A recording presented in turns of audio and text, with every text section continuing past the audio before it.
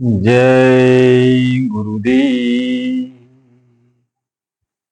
जय गुरुदेव। परम पुरुष गुरुदेव जी। जय गुरुदेव नाम।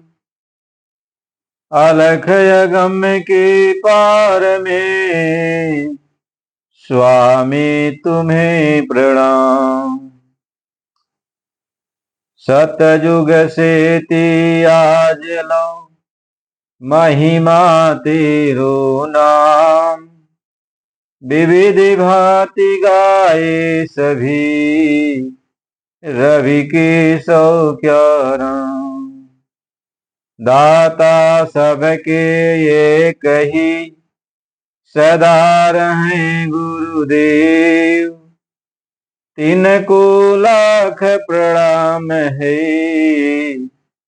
सतगुरु जय गुरुदेव। कोटि कोटि करूं वंदना अरब खरब प्रणाम। चरण कमल बिसरू नहीं जय गुरुदेव नाम। जय गुरुदेव। आप सभी प्रेमी भाई बंधुओं, माता पिता नयनारी बच्चे बच्चियों, आप सबको सादर जय गुरुदेव। गुरु महाराज जी के चरणों में कोट कोट प्रणाम। आप सभी लोग वीडियो के माध्यम से सत्संग वचन को आप लोग सुनते हो। ये मालिक की अपार कृपा है, दया है। हम लोग गुरु महाराज जी को याद करते हैं और मालिक के एक एक वचन को आपस में गाते और सुनते हैं। ये हम लोगों का सच्चा सत्संग है। हम गुरु के वचनों को याद करें और उस पर अमल करें और उसी रास्ते पर हम लोग चलें और बराबर गुरु याद आता रहे। आज का ये सत्संग है, जीव क्या है, शिव क्या है और पीव क्या है। जब आप इन सब चीजों को समझोगे कि ये जीवात्मा किसको कहते हैं,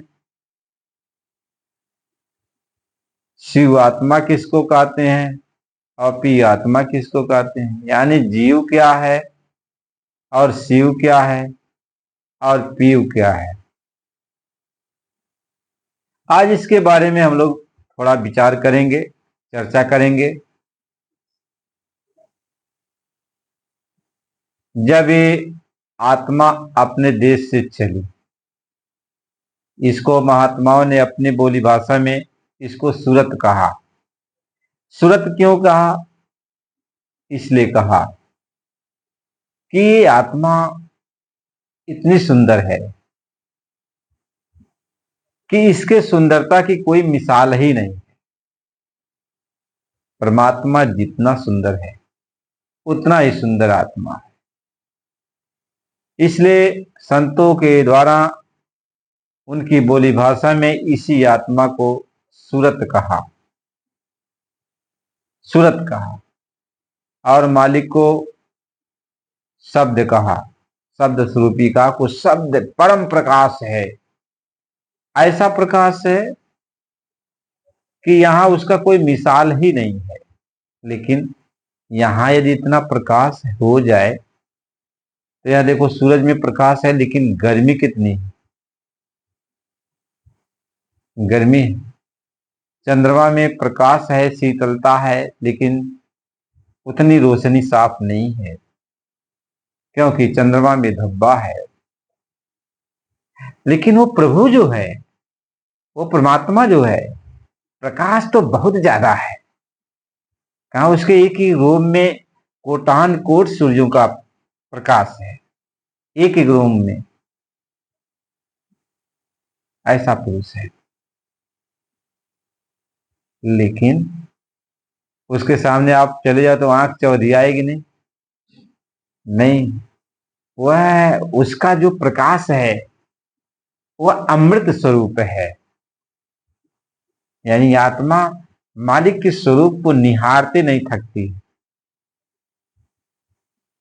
निहारते नहीं थकती, निहारते रहती है। उसको अमृत पीने को मिलता है। तो वही आत्मा जो मालिक के स्वरूप को निहारते नहीं थक रही थी, वही आत्मा जब नीचे उतारी जा रही है तो बताओ दर्द तो होगा ही नहीं। तभी आत्मा को बहुत दर्द है।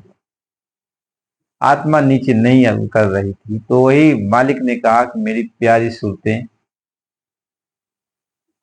यानी मेरी प्यारी सूरतें, मेरी प्यारी आत्माएं, आत्मा क्यों कहा, सूरत क्यों कहा कि ये आत्मा ही मालिक की प्राण है, जान है। जैसे हम लोगों के मालिक प्राण है, वैसे ही हम लोग मालिक के प्राण हैं। यानी मालिक के अंदर हम लोग हैं। जैसे सूरज के अंदर किरण है और किरण में सूरज दिखाई पड़ता है, ऐसे हम सारी आत्माएं उस मालिक में हैं। और जब हम निकलती हैं रोशनी के द्वारा तो हमें जो देखेगा वह हमें मालिक को देखेगा, क्योंकि हमारे अंदर यदि कोई दिखाई पड़ता है तो मालिक ही दिखाई पड़ता है। जैसे शीशा को देखो, जब शीशा को आप देखोगे तो शीशा में आप सूरज को देख सकते हो, शीशा है ना, लेकिन उसमें कौन दिखाई पड़ेगा, सूरज दिखाई पड़ेगा। सूरज के सामने रखा, सूरज दिखाई पड़ेगा। कोई किरण है सूरज की यदि आई तो आप जब उसमें टकराई शीशे पर तो आप देखोगे तो उसमें सूरज ही दिखाई पड़ेगा। ऐसे ही आत्मा के अंदर जब झांक के देखोगे तो आत्मा के अंदर वो प्रभु ही नजर आएगा, वो मालिक ही नजर आएगा। वही आत्मा जिसके अंदर प्रभु दिखाई पड़ता है जब नीचे आ रही है, नीचे आ रही है। तो ये आत्मा जब पिया पद में पहुंची, यानी 10वें द्वार में, 10वें द्वार में पहुंची तो वो पिया पद है। आत्मा मानसरोवर में स्नान की और उसका रूप पिया स्वरूप हो गया। अब वह पिया स्वरूप हो गई। अभी तक तो किरण रूप थी, अभी जब वो आ रही थी तो एक किरण के रूप में हम लोग थे। लेकिन हम लोग का यहाँ जो प्रभु का रूप है, मालिक का, वह रूप बन गया, प्रभु का रूप बन गया। जैसे सूरज की रोशनी आई यहाँ पे तो वह सूरज का रूप धारण कर ली। ऐसे ही जब हम मानसरोवर में स्नान किए तो मालिक का रूप आ गया, यानी आत्मा अपने रूप में आ गई। यानी जब वो मालिक का रूप, उसका रूप ही मालिक का रूप है, तो उसको पिया स्वरूप कहते हैं, पिया पद कहते हैं। उसी को 10वां द्वार कहते, पिया पद। वही आत्मा पिया पद से जब नीचे उतर के आई और नीचे ईश्वर के लोक में जब आई, तो ईश्वर के लोक में जब वो आत्मा आई तो वहां पे ईश्वर यानी शिव और शक्ति, इन दोनों में वो आत्मा जो है समा गई। यानी जब आत्मा उतर के आई तो शिव शक्ति तो एक में समाये हुए हैं, तो ये आत्मा को अपने अंदर समा ली। तो हम लोग क्या बन गए, शिव शक्ति का रूप बन गए, तो अब शिव बन गए। ये सारी आत्माएं जो है अब इनके पास चली गई तो शिव स्वरूप हो गई, आत्मा शिव स्वरूप हो गई। अब आत्मा यहाँ पे शिव स्वरूप हो गई। उधर तो पिया स्वरूप थी, पिया यानी अपने रूप में आई थी। लेकिन अब जब नीचे आई और ईश्वर के पास आई तो यहाँ ईश्वर शिव का रूप है। ईश्वर शिव स्वरूप है। तो ईश्वर के लोक में जब ईश्वर के पास आई तो ईश्वर किससे मिला है? माया से मिला। दोनों एक में रल मिल गए हैं, दोनों एक में मिले हुए हैं।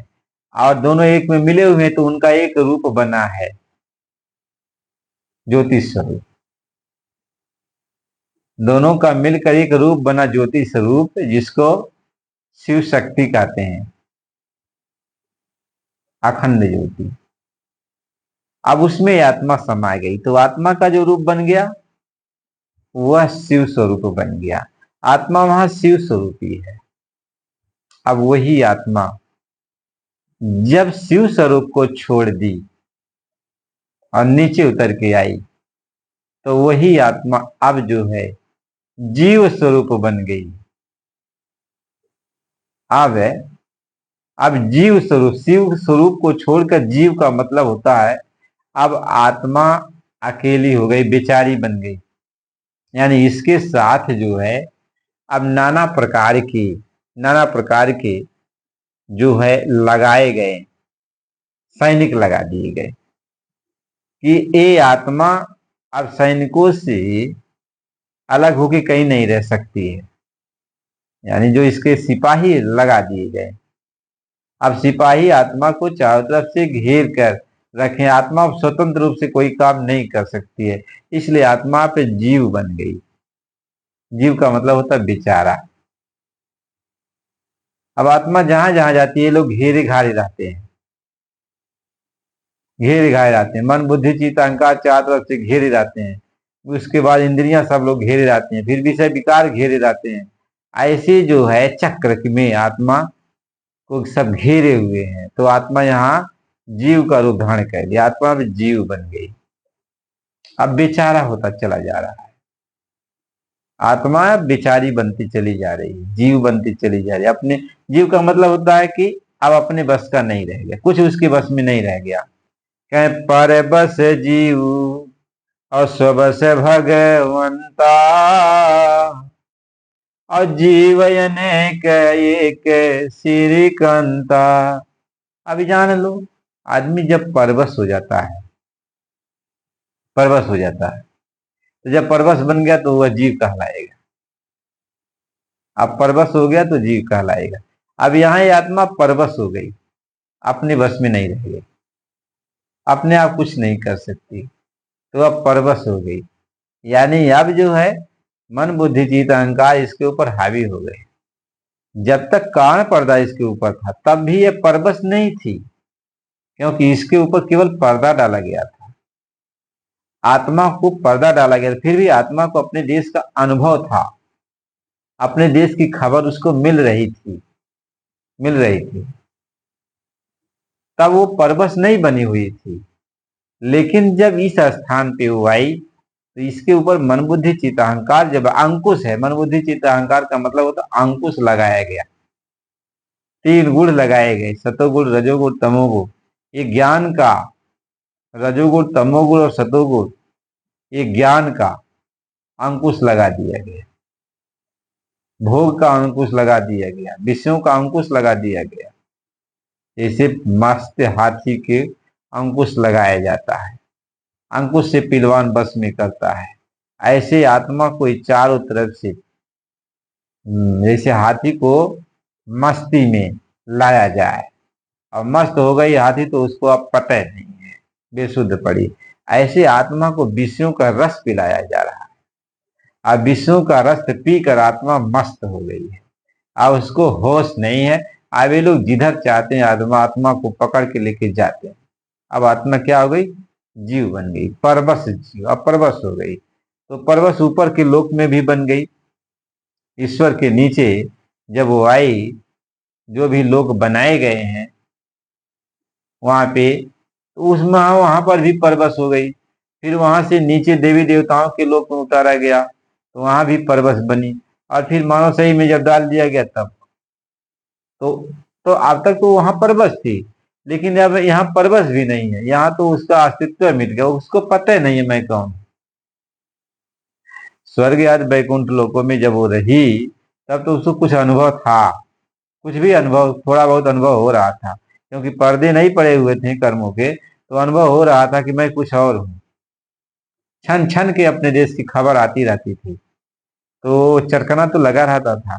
लेकिन जब ये मोटा पर्दा डाल दिया गया 5 तत्वों का मोटा पर्दा, तो आत्मा को अपना रूप खत्म करा दिया गया है, उस तरीके से कि जैसे मिट्टी में पानी मिला दिया जाए। तो जब मिट्टी में पानी मिला दिया गया तो मिट्टी पानी को सोख लिया, आपने मिला लिया, तो पानी का अस्तित्व खत्म हो गया। अब कोई कहे कि पानी का रूप इसमें है, तो आप पानी समझ ही नहीं कोई पाएगा, कहेगा भाई तो मिट्टी है, इसमें कहाँ पानी। ऐसे ही जब इस 5 तत्वों में आत्मा को डाल दिया गया, तो आत्मा अपने अस्तित्व को भूल गई, अपने रूप को भूल गई। अब यहाँ एकदम बेचारी हो गई, आत्मा यहाँ एकदम बेचारी हो गई। अब यहाँ एकदम परवश हो गई, कह परवश जीव और स्वबस भगवंता। इसलिए यहाँ जितने लोग हैं, किसी भी जोनि में रखा जाए तो उसको जीव कहते हैं।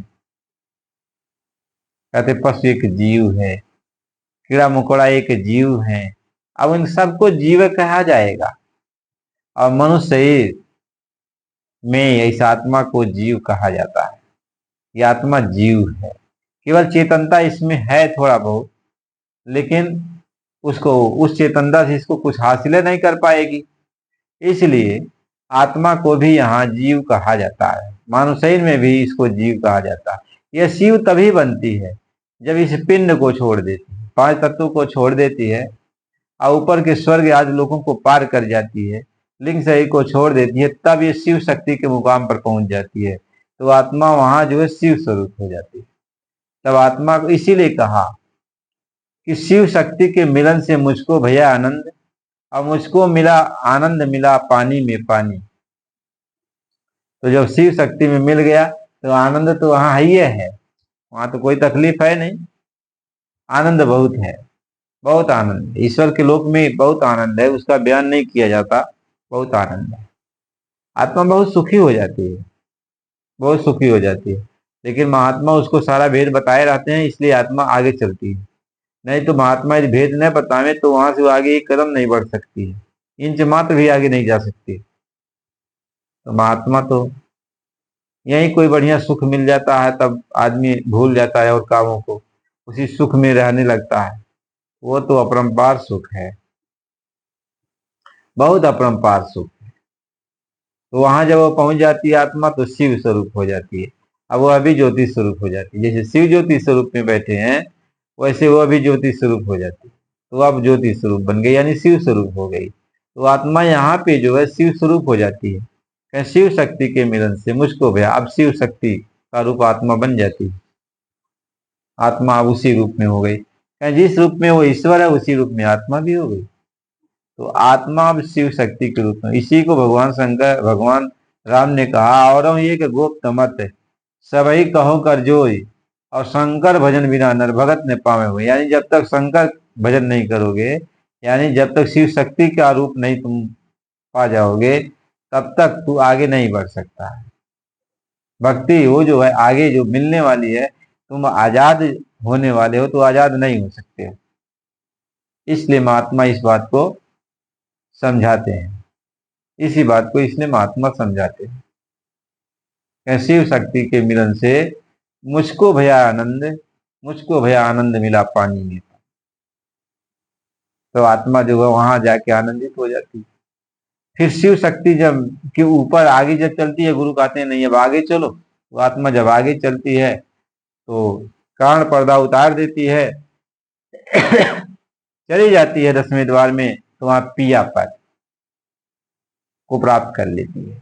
यानी स्नान करती है मानसरोवर में, तो अपने रूप को प्राप्त कर लेती है। तो उसका अपना रूप जो प्रभु का रूप है, वही रूप उसका भी है। तो यहाँ वो अपने रूप में आ जाती है, अपने रूप में आ जाती है।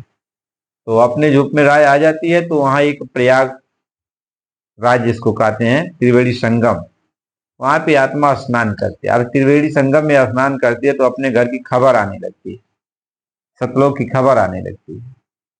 तो आत्मा के ऊपर प्रचंड ताकत हो जाती है, बहुत बड़ी शक्ति आत्मा के अंदर आ जाती है।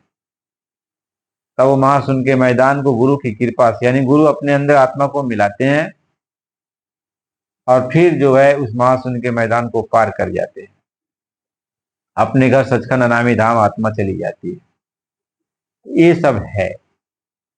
अब इसमें लोग यही सोचते हैं कि हम जो समझा रहे हैं वो सही है, वो सोचते होंगे वो जो समझा रहे हैं वो सही है, लेकिन सच्चाई ये है, चाहे जीव कहो, चाहे शिव कहो और चाहे पीव कहो, इन सबके अंदर कौन है? वह आत्मा ही तो है। अब उसकी अवस्था एक बन जाती है। कहीं अभी आप खूब ठीक ठाक से हो, कोई दिक्कत नहीं है, तो आप बहुत आराम से बैठे हो। आपको दिक्कत हो जाएगी, उठ नहीं पाओगे तो जीव बन जाओगे, तो बेचारा उठे नहीं पाता है, कुर्सी पर से उठ नहीं पाता है, बैठ जाता उठ ही नहीं पाता है, तो बेचारे बन गए कि नहीं बन गए? यानी अब परवश कोई आपको उठाएगा तब आप उठोगे। यही बात है कि आत्मा को जब कोई उठाता है, महात्मा जब उठाते हैं तभी यह उठती है। इसलिए यहाँ पे मृत लोक में आत्मा को जीव कहा जाता है, क्योंकि बिना दूसरे के सहारे की आत्मा अपना काम नहीं कर सकती है। यहाँ हर पल पल पर गुरु का सहारा होना चाहिए। गुरु जब सहारा दे के आत्मा को उठाते हैं तो आत्मा उठ जाती है। तो जब इस 9 दरवाजों को आत्मा खाली करती है तब जीव की स्थिति इसकी खत्म होने लगती है, क्योंकि स्वर्ग आदि लोकों से लेकर के और सूक्ष्म लोकों तक ये जो है बहुत कोई ज्यादा दिक्कत नहीं रहती है। तो आत्मा यहीं से थोड़ा चैतन्य इसके अंदर आने लगता है, चेतनता आने लगती है जब शरीर को ये छोड़ती है, आगे बढ़ती है। तो जब उस मुकाम पे पहुंच जाती है, ईश्वर के पास पहुंच जाती है, तो वहां स्नान करती है। स्नान जब करती है तो वहां भी हर जगह स्नान है। जैसे मृतलोक में जो है त्रिवेणी संगम बना है, ऐसे स्वर्ग में भी बना हुआ है, वैकुंठ में भी बना हुआ है, ईश्वर के लोकों में भी बना हुआ है, ब्रह्म के लोकों में भी बना हुआ है, 10वें द्वार में भी बना हुआ है, फिर महाकाल के देश में भी बना हुआ है, फिर अपने घर सचखंड अनामी धाम में भी ये बना हुआ है। ये बना हुआ, उसमें आप स्नान करोगे। जब जैसे सतलोक में दाखिल होगे तो स्नान करोगे, त्रिवेणी संगम में स्नान कर लिया, एकदम सतलोक में दाखिल हो गए। तो बिना त्रिवेणी संगम का स्नान किए, जैसे आप यहाँ त्रिवेणी संगम में स्नान करने के लिए जाते हो, मृतलोक में इसलिए बनाया गया नकल सबका कि यहाँ मृतलोक, यहाँ त्रिवेणी संगम में स्नान करो गंगा जी में, तुम सहज में ही मुक्त हो जाओ, ये बताया गया। तो गंगा जमुना में अपना स्नान करते हैं। तो महात्मा कहते हैं इसके बाद जो है आप दोनों आंखों के मध्य भाग में, वहां गंगा यानी 10वें द्वार में, वहां गंगा जमुना बैठी हुई, त्रिवेणी संगम, इंगला पिंगला और सुखना 3 नाड़ियां हैं, वहां चले आओ तो वहां त्रिवेणी संगम है, वहां स्नान कर लो, फिर उसके आगे चलो। तो सब जगह मुकाम मुकाम पर ये जो नहाने वाला त्रिवेणी संगम बना हुआ है, तो सब लोग नहाते हैं, त्रिवेणी संगम में स्नान करते हैं, फिर आगे चले जाते। ऐसे ही जब वो मानसरोवर में स्नान करती है आत्मा, फिर आगे उसको त्रिवेणी यानी प्रयागराज मिलता है, जिसको प्रयागराज कहते हैं। वहां पे जो है गंगा जी बह रही हैं, वहां जाके ये आत्मा स्नान करती है। तो आत्मा के अंदर प्रचंड ताकत हो जाती है। अब धीरे धीरे धीरे धीरे धीरे धीरे गुरु की दया कृपा से अब उस प्रकाश को हजम करने के लिए उसके अंदर ताकत आ जाती है, और वह उसी प्रकाश में तब देखने लगती है। महात्मा इसी बात को समझाते हैं। इसलिए बहुत ज्यादा सोच में नहीं रहना चाहिए, न बहुत ज्यादा उधेड़ बुन करना चाहिए। महात्मा जो कोई बात बोलते हैं, बोला झूठ उठ थोड़ी बोलते हैं, जो बोलते हैं वो सही बोलते हैं, लेकिन हमने समझ पाए, अपनी तर्क बुद्धि लगाते हैं। महात्मा कहते हैं तर्क का मार्ग नहीं है, क्यों तर्क लगाता है? हम सीधी साधी बात तुमसे कहते हैं, सीधी साधी तरह से बात समझ लो, तर्क लगाने की क्या जरूरत है? महात्मा कभी तर्क कुतर्क में बात नहीं करते, न कभी बुझनी बुझाते हैं।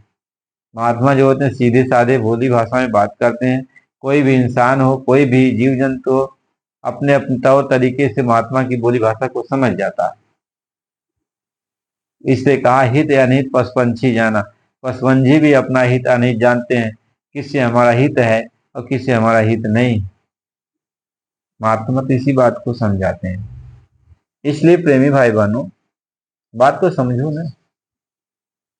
कोई कहे, कोई आपको समझाने लगे जीव शिव पीव की बात, तो आपको जब समझ रहेगी तो आप खुद कहोगे भैया। यदि उसमें कटबैठी लगाने लगेगा तो कहोगे हट जाओ, कहोगे ये मार्ग कटबैठी का नहीं है, यह सीधा साधा मार्ग है। और सीधा सादी बोली भाषा में बात करो भाई, ताकि बात समझ में आ जाए। महात्मा यहाँ कटबैठी लगाने लगेंगे तो कोई जीव उनके शरण में जा ही नहीं पाएगा, कोई उनकी बात को समझ ही नहीं पाएगा। इसलिए वो उस बात को हटा देते हैं। अब वो सीधी सादी बोली भाषा में, सीधे साधे रहन सहन में आपको समझाते बुझाते हैं, तो आप सोचते हो कि इतना सीधा साधा मार्ग होगा। महात्मा कहते हैं बहुत सीधा मार्ग है, और हम तुम्हें सीधी सादी बातें समझाते भी हैं। और तू तर्क कुतर्क में चलता है। अभी संस्कृत में बोले हम, देवनागरी भाषा में बोले, या और किसी भाषा में बोलता तो बहुत बड़ा प्रकांड पंडित विद्वान है, इनको तो सब कुछ कंठस्थ है।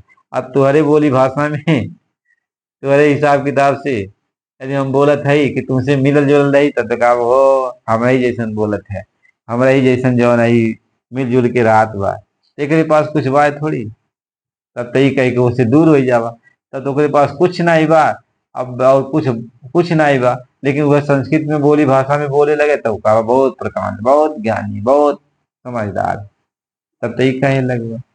तो महात्मा कोनो चीज कठवैठी ना लगता, सीधी साधे भाषा में बोले ने, ताकि तू सीधी साधे में समझ जा, और समझ जा भक्ति भाव भजन में लग जाओ, अपन काम बना ले। बस इससे ज्यादा क्या चाहिए, इससे ज्यादा क्या चाहिए। तो प्रेमी भाई बहनों, चैनल को लाइक सब्सक्राइब कर दीजिए, और फिर अगला वीडियो अब कल आपको मिलेगा। और आप लोग सत्संग को बराबर सुनते रहिएगा, चैनल को लाइक सब्सक्राइब कीजिएगा। कल आपको वीडियो में इसके आगे का बयान आपको बताया जाएगा। जय